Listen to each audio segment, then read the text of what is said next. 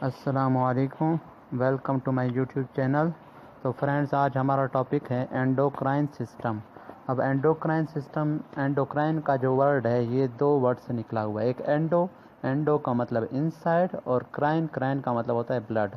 अब क्यों इसको ये नाम दिया गया है? क्योंकि ये एंडोक्राइन सिस्टम मुश्तमिल होता है किस चीज़ पे? एंडोक्राइन ग्लैंड्स पे। और वो ग्लैंड्स क्या करते हैं? अपने सिक्रीशन को खारिज करते हैं, रिलीज़ करते हैं, किस में? ब्लड में। इस वजह से इसको हम लोग ने नाम दिया हुआ है क्या? एंडोक्राइन सिस्टम या एंडोक्राइन ग्लैंड्स। अब एंडोक्राइन ग्लैंड्स बहुत सारे होते हैं और सारे मिलकर क्या बनाते हैं? Endocrine system. तो ये ग्लैंड्स जो होते हैं अपने सिक्रीशन डायरेक्टली ब्लड में डालते हैं और ब्लड के ज़रिए वो सिक्रीशन पहुंचते हैं टारगेट आर्गन तक। और ये ग्लैंड्स जो है, क्योंकि डक्टलेस ग्लैंड्स हैं, इनके डक्ट्स नहीं होते, इस वजह से ये डायरेक्टली अपनी सिक्रीशन खारिज करते हैं ब्लड में। और इनके हमारे पास सिक्रीशन होती क्या है? वो हार्मोन्स होती हैं, ठीक है।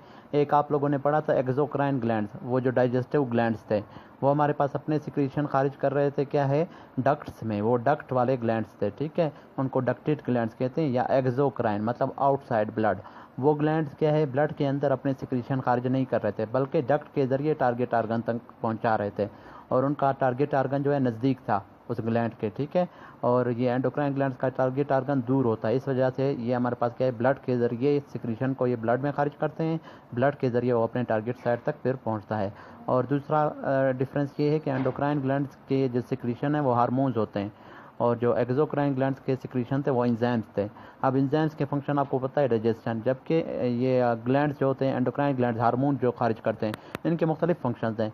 ये कार्बोहाइड्रेट मेटाबॉलिज्म को मेंटेन करते हैं, लिपिड मेटाबॉलिज्म, इसके अलावा प्रोटीन मेटाबॉलिज्म, इसके अलावा हमारे पास क्या है? ग्लूकोज लेवल ब्लड में, कैल्शियम लेवल ब्लड में। इसके अलावा हमारे पास क्या है? ग्रोथ में ये हेल्प करते हैं, प्रोटीन सिंथेसिस में ये हेल्प करते हैं, ट्रांसपोर्ट ऑफ डिफरेंट मटेरियल्स में ये हेल्प करते हैं। तो मुख्तलिफ फंक्शंस है हार्मोन्स के। कुछ हार्मोन्स क्या है? प्रोटीन सिंथेसिस करवाते हैं। कैसे? इंट्रासेलुलर सिग्नल्स बैठते हैं, वो हमारे पास क्या है? न्यूक्लियस को में जीन्स को एक्टिवेट करते हैं, वो फिर स्पेसिफिक अमाइनो एसिड्स बनाते हैं या प्रोटीन। अब ये एंडोक्राइन ग्लैंड्स कौन कौन से होते हैं? हाइपोथैलेमस है, पिट्यूटरी ग्लैंड है, उसके बाद फिर पैराथायराइड ग्लैंड है, फिर हमारे पास थाइमस है, फिर यहाँ पर थायराइड ग्लैंड नहीं लिखा हुआ, ठीक है। फिर थाइमस है, उसके बाद फिर एड्रिनल ग्लैंड है, फिर पिनियल ग्लैंड, थायराइड यहाँ पर नीचे लिखा हुआ है, अच्छा। पेंक्रियाज है, फिर ओवरी है, टेस्टिस है। इन ग्लैंड्स के अलावा भी हमारे पास किडनी और लिवर जो कि आर्गन्स भी हैं और एज ए ग्लैंड भी फंक्शन करते हैं, क्योंकि उनसे भी कुछ हार्मोन्स खारिज होते हैं, ठीक है। अब हाइपोथैलेमस ब्रेन में होता है, ये कंट्रोल करता है तमाम ग्लैंड्स को। किस तरह से? ये पिट्यूटरी ग्लैंड पे एक्ट करता है, और पिट्यूटरी ग्लैंड को हम लोग क्या कहते हैं? वो हमारे पास मास्टर ग्लैंड है, एंटीरियर पिट्यूटरी, ठीक है। अब डिटेल से पढ़ते हैं। अब एंडोक्राइन सिस्टम देखो, it consist of numerous endocrine glands. इसमें बहुत सारे एंडोक्राइन ग्लैंड्स होते हैं, विच पावर देयर सिक्रीशंस, जो कि अपने सिक्रीशंस को, उनके सिक्रीशंस क्या होते हैं? हार्मोन्स को इनटू द ब्लड, ब्लड में डालते हैं। Then via blood these hormone reach their target side. तो ब्लड के जरिए ये हार्मोन्स फिर पहुंचते हैं क्या है? अपने टारगेट आर्गन तक या टारगेट साइट्स तक। और ये ग्लैंड्स क्या है? डक्टलेस ग्लैंड्स हैं, इस वजह से हमारे पास क्या है? ये ब्लड के जरिए ट्रेवल करते हैं ये हार्मोन्स। और इस वजह से इनका टारगेट साइट जो है अवे होता है from the site of the gland. मतलब ग्लैंड जो है बॉडी के एक हिस्से में है, और जो वो ग्लैंड जो हार्मोन खारिज करेगा उसका एक्शन जो है उस ग्लैंड से बहुत दूर, ब्लड के ज़रिए वो बहुत दूर जाएगा और अपने टारगेट आर्गन के ऊपर जाके एक्शन करेगा, ठीक है। मिसाल के तौर पर पिट्यूटरी ग्लैंड से कुछ हार्मोन्स खारिज होते हैं, वो जाके हमारे पास लेग के सेल्स के ऊपर भी एक्ट कर सकते हैं। तो पिट्यूटरी ग्लैंड वहाँ ब्रेन में है, और ये हमारे पास क्या है? जाके लेग तक वो हार्मोन चले जाते हैं, तो वो ब्लड के ज़रिए जाते हैं, ठीक है। तो एंडोक्राइन सिस्टम में एक बात याद रखना, इसमें सारे एंडोक्राइन ग्लैंड्स आते हैं, ठीक है। और ये हार्मोन्स पे मुश्तमिल है, ये हार्मोन्स खारिज करते हैं एंडोक्राइन ग्लैंड्स, ठीक है। अब पढ़ते हैं इसके बाद हम लोग डिटेल से कि हाइपोथैलेमस के हार्मोन्स कौन कौन से होते हैं। अब हाइपोथैलेमस को हम लोग क्या कहते हैं? अच्छा, ये नाम दिए हुए हैं मैंने फिर से, hypothalamus, pituitary gland, pineal gland, thyroid gland, parathyroid gland, thymus, pancreas, adrenal gland, kidney plus liver, ovaries plus testis. ये सारे हमारे पास क्या है? एंडोक्राइन ग्लैंड्स हैं। अब ये जो हाइपोथैलेमस है, इसको हम लोग कहते हैं न्यूरो एंडोक्राइन ग्लैंड, क्योंकि ये हमारे पास नर्वस सिस्टम का भी हिस्सा है और एंडोक्राइन सिस्टम का भी। इस वजह से इसको नाम देते हैं न्यूरो एंडोक्राइन ग्लैंड। इसके जो हार्मोन्स होते हैं उनको हम लोग कहते हैं रिलीजिंग हार्मोन या रिलीजिंग फैक्टर्स। वो तमाम जाके एक्ट करते हैं किस पे? पिट्यूटरी पे, एंटीरियर पिट्यूटरी ग्लैंड के ऊपर, ठीक है। वो एंटीरियर पिट्यूटरी ग्लैंड फिर हमारे पास क्या है? हार्मोन्स खारिज करते हैं मुख्तलिफ। वो फिर जाके मुख्तलिफ, या तो वो भी मज़ीद किसी और ग्लैंड पे एक्ट करेंगे या फिर मुख्तलिफ आर्गन्स के ऊपर जाके एक्ट करते हैं, ठीक है। अब ये हाइपोथैलेमस, पिट्यूटरी ग्लैंड और पीनियल ग्लैंड, ये तीनों हमारे पास क्या है, ब्रेन में मौजूद होते हैं, सही है। फिर थायराइड और पैराथायराइड ग्लैंड, ये दोनों हमारे पास नेक के अंदर मौजूद होते हैं, ठीक है। थायराइड सामने होता है, बाइलोब्ड है, उसके पीछे 4 पैराथायराइड ग्लैंड होते हैं, ठीक है। फिर उसके बाद थाइमस है, थाइमस हमारे पास क्या है, ये चेस्ट के अंदर होता है, ये भी कुछ हार्मोन खारिज करता है जो कि टी सेल डिफ्रेंशिएशन और बी सेल डिफ्रेंशिएशन में हेल्प करता है। इसके अलावा पेंक्रियाज है, फिर एड्रिनल ग्लैंड किडनी के ऊपर होता है, ठीक है। फिर लिवर भी है हमारे पास, ओवरीज फिर फीमेल रिप्रोडक्टिव ट्रैक में होता है और टेस्टिस क्या है, मेल रिप्रोडक्टिव ट्रैक में होता है। इसके बाद आते हैं हाइपोथैलेमिक हार्मोन्स, अभी कौन कौन से होते हैं। अब हाइपोथैलेमस क्या है, CRH कार्टिकोट्रोफिन रिलीजिंग हार्मोन, या इसको कार्टिकोट्रोफिन रिलीजिंग फैक्टर CRF भी कह सकते हैं। अब ये हार्मोन जो है यहाँ हाइपोथैलेमस से खारिज होके जाके एंटीरियर पिट्यूटरी के स्पेसिफिक सेल्स होते हैं, कार्टिकोट्रॉफ्स उसको कहते हैं, ठीक है, उनके ऊपर ये जाके एक्ट करेगा और उसके नतीजे में, उसके रिस्पॉन्स में क्या है, एंटीरियर पिट्यूटरी खारिज करेगा क्या, ACTH एड्रीनो कार्टिकोट्रॉफिक हार्मोन, और TRF थायराइड रिलीजिंग फैक्टर या thyroid releasing hormone, thyrotrophin releasing hormone.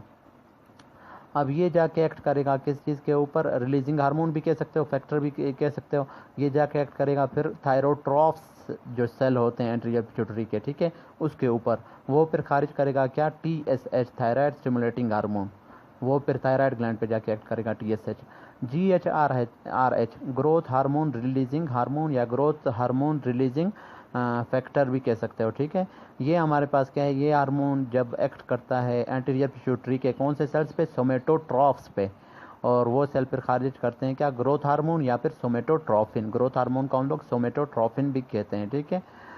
इसके अलावा ग्रोथ हार्मोन इनहिबिटिंग हार्मोन, ये भी खारिज हो रहा है, ये फिर क्या करता है, इनहिबिट करता है, ये जाके एक्ट करता है सोमेटोट्रॉफ्स पे एंटीरियर पिट्यूटरी के, और उससे हमारे पास क्या है, उसको इनहिबिट करता है। तो ये हमारे पास ग्रोथ हार्मोन इनहिबिटिंग हार्मोन क्या है, सोमेटोट्रॉफ पे एक्ट करता है और उससे सोमेटोट्रॉफिन या ग्रोथ हार्मोन के रिलीज को इनहिबिट करता है। इसको हम लोग सोमेटोस्टेटिन भी कहते हैं। स्टेटिन का मतलब रेस्ट या स्टॉप करना, सोमेटो का मतलब सोमेटोट्रॉफिन हार्मोन को या ग्रोथ हार्मोन को। GnRH गोनेडोट्रॉफिन रिलीजिंग हार्मोन, ये भी हमारे पास क्या है, गोनेडोट्रॉफ सेल्स ऑफ एंटीरियर पिट्यूटरी पे एक्ट करते हैं, ठीक है। वो गोनेडोट्रॉफ्स फिर क्या खारिज करते हैं, FSH और LH, इन दोनों को हम लोग क्या कहते हैं, गोनेडोट्रॉफिन हार्मोन। तो FSH follicle stimulating hormone, LH luteinizing hormone, ये दोनों फिर एक्ट करते हैं क्या है, ओवरीज पे और टेस्टिस पे। फिर उसके बाद प्रोलैक्टिन इनहिबिटिंग फैक्टर, वो एक्ट करता है किस पे, वो भी एंटीरियर पिट्यूटरी पे एक्ट करता है और उससे प्रोलैक्टिन प्रोडक्शन को इनहिबिट करता है, ठीक है। उसके बाद आते हैं एंटीरियर पिट्यूटरी हार्मोन। अब देखो ग्रोथ हार्मोन या सोमेटोट्रॉफिन हार्मोन, ये हार्मोन क्या है, अभी एंटीरियर पिट्यूटरी में मुख्तलिफ सेल्स होते हैं। एक है सोमेटोट्रॉफिक सेल्स, वो सोमेटोट्रॉफिक या सोमेटोट्रॉफ सेल्स क्या होते हैं, सोमेटोट्रॉफिन या ग्रोथ हार्मोन खारिज करते हैं। लेकिन कब खारिज करते हैं, जब हमारे पास हाइपोथैलेमस से सिग्नल आएंगे, हाइपोथैलेमस से सिग्नल आएगा कौन सा, GHRH growth hormone releasing hormone, फिर हमारे पास क्या है, ये खारिज करेगा क्या, सोमेटोट्रॉफिन हार्मोन। उसके बाद फिर वो हमारे पास प्रोलैक्टिन हार्मोन खारिज होता है, ये लैक्टोट्रॉफ सेल्स से, ठीक है। एंटीरियर पिट्यूटरी में लैक्टोट्रॉफ सेल्स होते हैं, वो प्रोलैक्टिन खारिज करते हैं। लेकिन क्या है, इनकी जो सिक्रीशन होती है वो डिपेंड नहीं करती किस पे, हमारे पास हाइपोथैलेमस पे, बल्कि इनकी सिक्रीशन को स्टॉप कराता है कौन, हाइपोथैलेमस। फिर उसके बाद FSH है फॉलिकल स्टिमुलेटिंग हार्मोन और LH ल्यूटिनाइजिंग हार्मोन, ये दोनों हार्मोन जो है, इन दोनों को हम लोग कहते हैं गोनेडोट्रॉफिक हार्मोन या गोनेडोट्रॉफिन। तो ये हमारे पास एक ही सेल से खारिज होते हैं, वो उन सेल्स को हम लोग नाम देते हैं गोनेडोट्रॉफिन, ट्रॉफिक सेल्स या ट्रॉफिन सेल्स, ठीक है, या गोनेडोट्रॉफ्स भी कहते हैं। उसके बाद ACTH, ये हमारे पास क्या है, कार्टिकोट्रॉफ सेल्स से खारिज होते हैं। ये कब खारिज होता है, जब हाइपोथैलेमस से क्या है, CRF कार्टिकोट्रोफिन रिलीजिंग हार्मोन खारिज होगा तो फिर ये रिलीज होगा। उसके बाद हमारे पास क्या है, TSH थायराइड स्टिमुलेटिंग हार्मोन, ये TRF के रिस्पॉन्स में अब ये एक्ट करेगा फिर थायराइड ग्लैंड पे, वो थायराइड हार्मोन खारिज करेगा। ACTH एक्ट करता है, नाम से जाहिर है कि ये एड्रिनल कार्टेक्स, एड्रिनल ग्लैंड के कार्टेक्स आउटर पार्ट पे एक्ट करेगा, उससे फिर कार्टिसोल और दूसरे स्टेरॉयड हार्मोन खारिज होते हैं। ल्यूटिनाइजिंग हार्मोन और फॉलिकल स्टिमुलेटिंग हार्मोन ये ओवरीज और टेस्टिस पे एक्ट करते हैं। ल्यूटिनाइजिंग हार्मोन क्या कराता है, ओव्यूलेशन, एग की रिलीज जो होती है फीमेल में, और मेल में क्या स्पर्म एजुकुलेशन में ये हेल्प करता है। और FSH क्या करता है, ओवरीज के हमारे पास क्या है, राइपनिंग में, उनकी मैचुरेशन में हेल्प करता है। और हमारे पास मेल में भी ये हेल्प करता है क्या, टेस्टोस्टेरोन प्रोडक्शन में। फिर प्रोलैक्टिन क्या है, वो हमारे पास मेमोरी ग्लैंड्स पे एक्ट करता है, क्या करेगा, मिल्क प्रोडक्शन करवाएगा, ठीक है। और ग्रोथ हार्मोन क्या है, बॉडी के तमाम टिश्यूज पे एक्ट करता है, स्पेशली ये जाके लिवर पे एक्ट करता है। उस लिवर से फिर एक हार्मोन खारिज होता है सोमेटोमीडियन सी या इंसुलिन लाइक ग्रोथ फैक्टर, वो फिर ग्रोथ में ज़्यादा हेल्प करता है बनिस्बत कि किसके, इस ग्रोथ हार्मोन। ये ग्रोथ हार्मोन खुद इतना ग्रोथ नहीं करवाता जितना ये लिवर से एक हार्मोन खारिज कराता है सोमेटोमीडियन सी, वो ज़्यादा ग्रोथ करवाता है, ठीक है। तो ये हमारे पास क्या है, एंटीरियर पिट्यूटरी के हार्मोन्स थे। फिर उसके बाद पोस्टीरियर, इस वजह से इस एंटीरियर पिट्यूटरी ग्लैंड को हम लोग कहते हैं मास्टर ग्लैंड, ठीक है, क्योंकि पिट्यूटरी के दो लोब्स हैं, एक एंटीरियर एक पोस्टीरियर लोब। जो एंटीरियर लोब है उसको मास्टर ग्लैंड कहते हैं, क्योंकि तमाम बॉडी के जो ग्लैंड्स हैं या टिश्यूज़ हैं उनके ऊपर जो है हमारे पास यहाँ से हार्मोन खारिज होते हैं, ये जाके उन पर एक्ट करते हैं। फिर पोस्टीरियर पिट्यूटरी हार्मोन्स, ये असल में ये पोस्टीरियर पिट्यूटरी के जो हार्मोन्स हैं ये पोस्टीरियर पिट्यूटरी लोब में प्रोड्यूस नहीं होते, ये असल में प्रोड्यूस होते हैं ये भी हाइपोथैलेमस में। एडीएच है एंटी डायरेटिक हार्मोन या ऑक्सीटोसिन दूसरा, तो ये दोनों हमारे पास हाइपोथैलेमस में हमारे पास प्रोड्यूस होते हैं, वहाँ से ये खारिज होते हैं किस में, पोस्टीरियर पिट्यूटरी में आके स्टोर होते हैं, फिर जब ज़रूरत होती है तो ये रिलीज़ होते हैं। एडीएच क्या करवाता है, ये नेफ्रॉन पे एक्ट करता है और वाटर को रीअब्जॉर्ब करवाता है, इसको हम लोग वैजोप्रेसिन भी कहते हैं। और ऑक्सीटोसिन क्या कराता है, यूटेराइन कंट्रक्शन कराता है, और इसके अलावा milk ejaculation, milk production prolactin करवाता है, लेकिन उसकी रिलीज़ कौन करवाता है, ऑक्सीटोसिन। इसके अलावा ऑक्सीटोसिन यूटेराइन कंट्रक्शन करवाता है ड्यूरिंग चाइल्ड बर्थ, और सेक्स के दौरान भी ये हमारे पास क्या करता है, यूटेराइन कंट्रक्शन करवाता है ताकि स्पर्म पहुंच सके कहाँ पे, आगे फॉलोपियन ट्यूब की तरफ जहाँ पर एग होता है, ठीक है, फर्टिलाइजेशन जहाँ पे होती है। उसके बाद आते हैं थायराइड ग्लैंड्स की तरफ।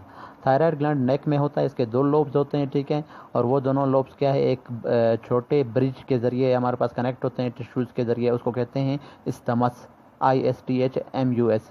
अब ये थायराइड ग्लैंड क्या है, खारिज करता है T3 और T4। T3 को हम लोग कहते हैं ट्राई आयोडोथायरोनिन, और टेट्रा आयोडोथायरोनिन क्या है, T4 को। अब इन दोनों में डिफरेंस ये है कि T3 हमारे पास इनएक्टिव फार्म है, T4 एक्टिव फार्म है।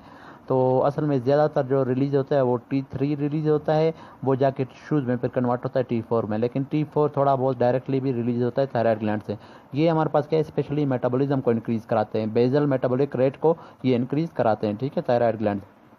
ये थायराइड हार्मोन भी इनको कहते हैं, इन दोनों को, ठीक है, या T4 को हम लोग एक और नाम देते हैं, थायरॉक्सिन भी कहते हैं, ठीक है।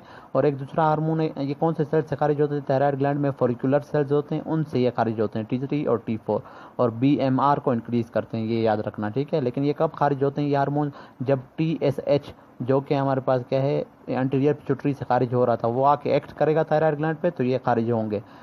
उसके बाद कैल्सीटोनिन, ये पेरा फॉलिकुलर सेल्स, फॉलिकुलर सेल्स के इर्द गिर्द फिर कुछ सेल्स होते हैं, उनको कहते हैं पेरा फॉलिकुलर सेल्स या सी सेल्स, ठीक है, उनसे खारिज होता है कैल्सीटोनिन। ये हार्मोन क्या करेगा, ये कैल्शियम लेवल को रेगुलेट करता है, जब कैल्शियम लेवल हमारे ब्लड में बहुत ज़्यादा हो जाए तो उसको ये कम करता है, ठीक है, तो कैल्शियम लेवल को ये डिक्रीज़ करता है। उसके बाद थाइमस ग्लैंड है, ये चेस्ट में होता है, मीडियास्टेनम में होता है, ठीक है। इसका काम क्या होता है, इससे दो हार्मोन खारिज होते हैं, थाइमोसिन और थाइमोपोएटिन। अब ये थाइमोसिन हमारे पास क्या है, टी सेल की डेवलपमेंट में, जो टी सेल्स हैं इम्यून सिस्टम के, टी लिम्फोसाइट, उनकी डेवलपमेंट और उनकी डिफ्रेंशिएशन में हेल्प करता है। और उसके बाद थाइमोपोएटिन खारिज होता है, ये फिर अच्छा थाइमोसिन क्या है, बी सेल डिफ्रेंशिएशन में भी हेल्प करता है, उनको कन्वर्ट करता है प्लाज्मा सेल में। थाइमोपोएटिन भी हमारे